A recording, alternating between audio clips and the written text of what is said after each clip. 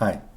Recently, I've been working on the form authentication for the OAuth to authorization code on grant type.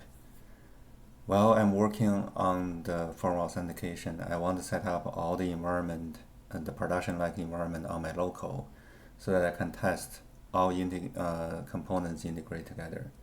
So we have a OAuth 2, we have a router installed in front of the OAuth 2, and also we have all the UI served by the router instance. So we need to make sure all components work together. So when we are doing that, I need a lot of debug to move the control from one component to another. Basically, most time from the light OAuth 2 to the router, as well as the light SPA4G like stateless handler, because we are relying on the stateless auth handler to control when we can give access to the UI and when we can block the access to the UI, as well as handling the code, the authorization / code flow to interact with the OAuth 2 server. So let me first demo how it works from the browser, and then I will walk through all different components, including the configurations.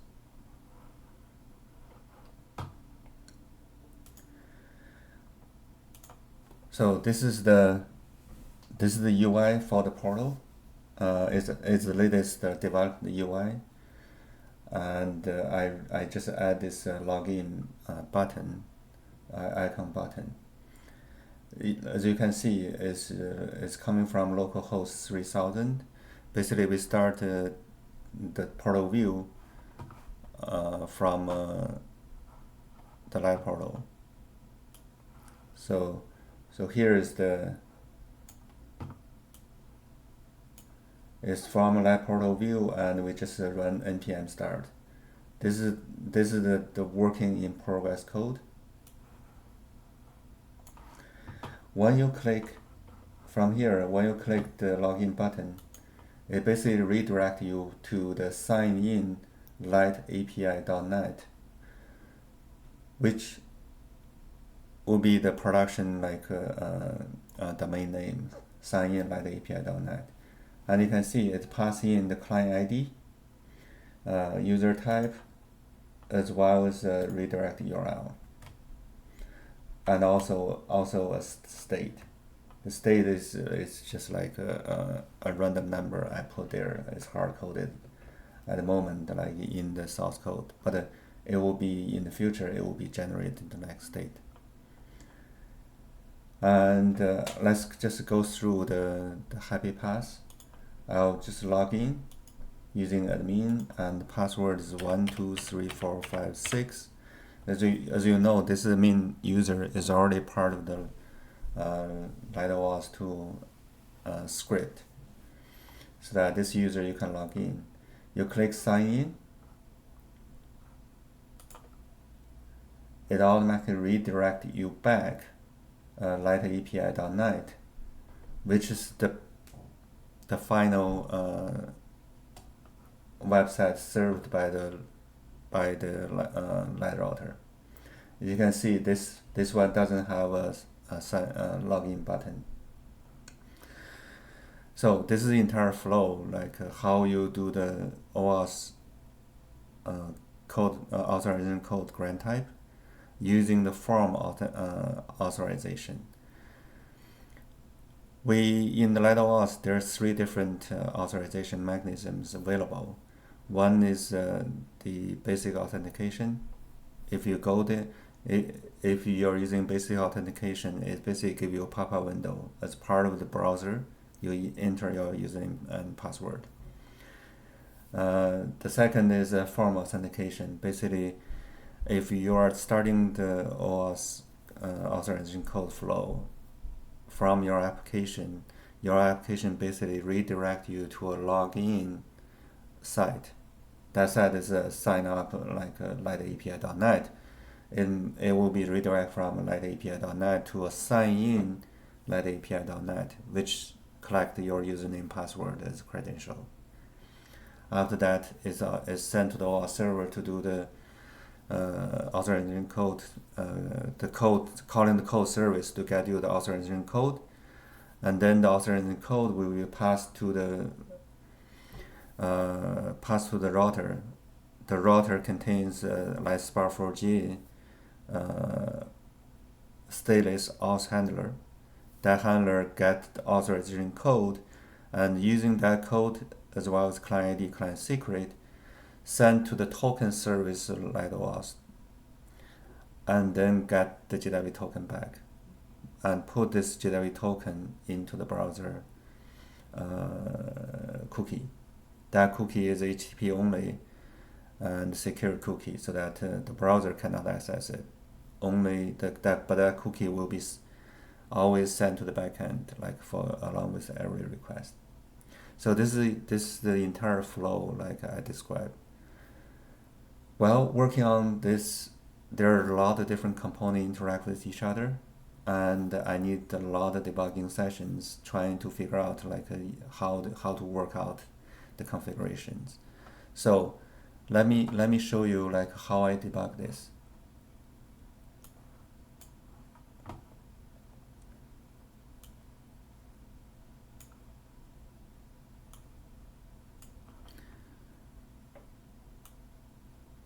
So the first I need to debug the token service as part of the light OAuth. And you can see here is the debug for the token service. If you go to the run, you can see I started token service in the debug. You see edit. I have a code service, token service in debug, and you can see the configuration coming from home Steve, network.nt, light config test, light OAuth 2, local console, light OAuth 2, MySQL config OAuth 2 token. So this is the config folder, and you can see the model is OAuth 2 token. So this is my debug like and the debug is started. Another debug session I need to start is the router session. You can see like I have router session started as well, listening to 8443, and you can see the router debug config. It basically using home Steve, network.nt, light config test, light router, local portal debug. So that's the configuration folder coming from. And I'll show you the configuration for those for the router first.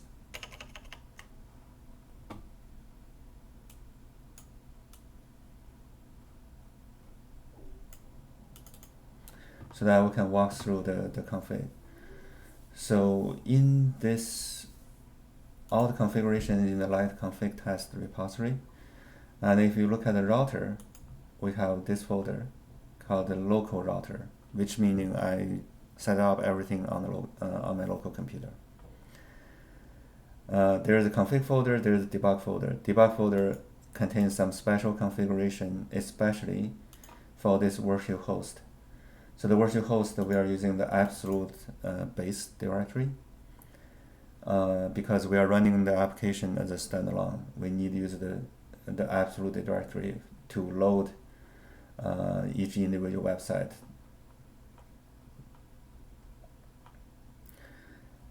And if you look at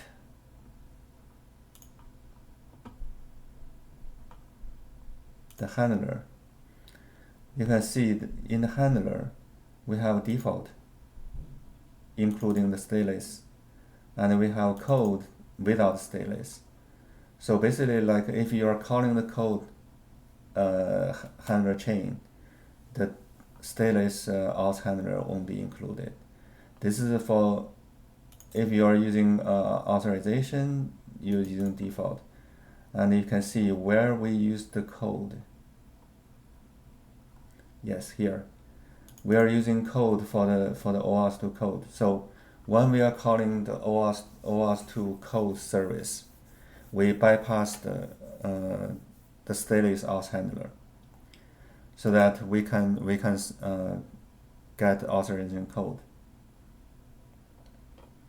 That's a special handling we are. Otherwise, it's always include the stateless auth handler for every backend API calls.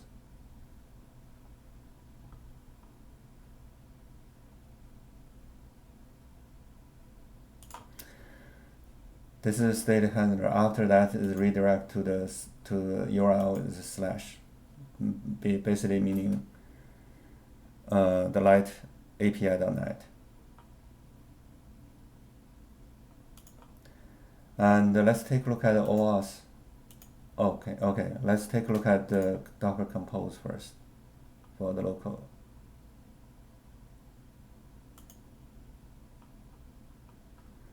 Yeah, this is a Docker Compose. In the normal case, we use Docker Compose to start this light author. Now we are starting that from the IDE in the debug session. We bypass this Docker Compose. Let's take a look at the OAuth 2. For OAuth 2, like is in the local console, light OAuth.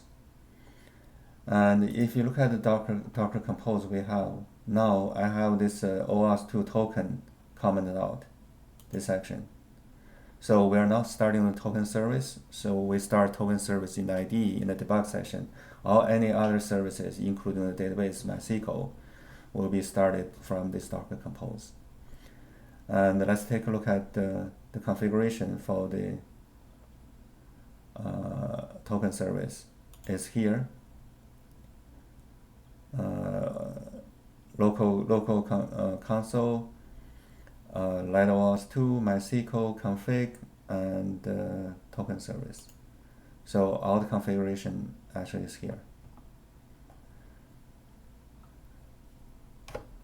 There is one thing like I want to point out, like as you can see, when I test, I don't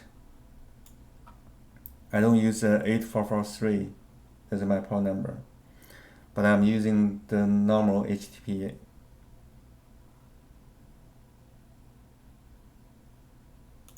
Let's close this. You can see my router start is 8443, but when I access the router, I'm using 443, which is a normal HTTPS port. I want to point out like how this configuration is done. I'll move. I just want to mention, like when you do the debug, like you have two instances. You can set endpoint anywhere you want, and you can jump the control from one debug session to another debug session. Like for example, from router, you can set debug in the course handler to make sure like the course header is set up correctly, or you can set up you can put the endpoint in the handler control for the auth stateless auth handler. For example, you set up an endpoint here, and you can set up the endpoint in this token handler. For example, the post handler, and you can see the control like jump from one to another during the debug session. Yeah, let's remove those two windows, and I'll show you how I can set up my local environment to to forward port 443 to 8443. This is the tutorial because I want to access the service from local. And there's an additional thing like added in this session. Yeah, you can read this, how to set up. Another thing like I want to mention is, because we are using virtual host, I have to change my /etc host to set up those virtual hosts like in the DNS. So if you can you can take a look at here. I basically have this is my local IP, and I have lightAPI.net and sign in lightAPI.net pointing to this this local IP address, so that I don't when you use virtual host, you cannot use IP address anymore, because one address will have multiple hosts. We have two hosts, lightAPI, which is a portal site, and sign in lightAPI.net, which is the login view. If you go to the source code, I will show you like where those two sites coming from.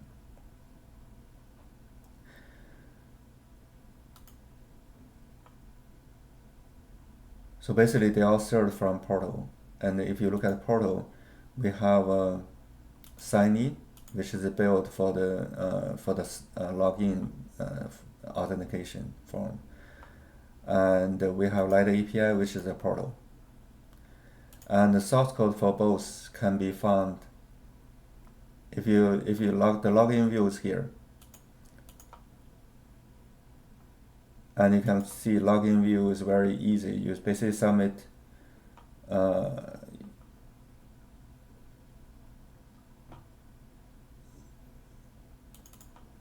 you basically send a fetch request to OAuth 2 code with the form URL encoded, and you set up the redirects as a follow, and within the response, if you check the response is okay and the response is redirected, you basically send the browser to this location, the response URL location. Otherwise, throw the error. And there's error handling here, like it's only logged to the console. Yeah, the next step, I will put the error on the form. So this is the login view, and the portal view you can find from here in the light portal. Within the light portal, you have this view section. Yeah, that's the lightAPI.net portal.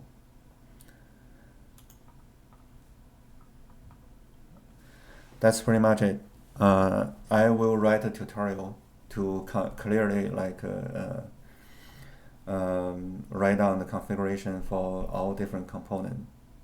And in this case, you can see like we are basically covered the entire spectrum from Light Router to handle the website, two different websites in virtual host, and the Light Router itself is handling the course, the stateless auth, and all the security thing, like then forwarding the request to the backend OAuth 2.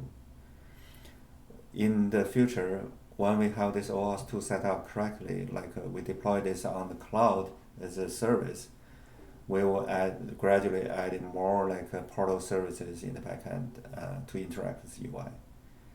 So that's the midterm plan for us. Like we want to bring those services online, so that our users only need to set up locally. They can use our online service for testing as well as on production in the future. Because the configuration for these services are pretty complicated. Like there are a lot of special configurations. I think for advanced users, they can set up like without any problem. But for most users, it will be very hard, like especially for beginners. That's it for today. Thank you. Bye.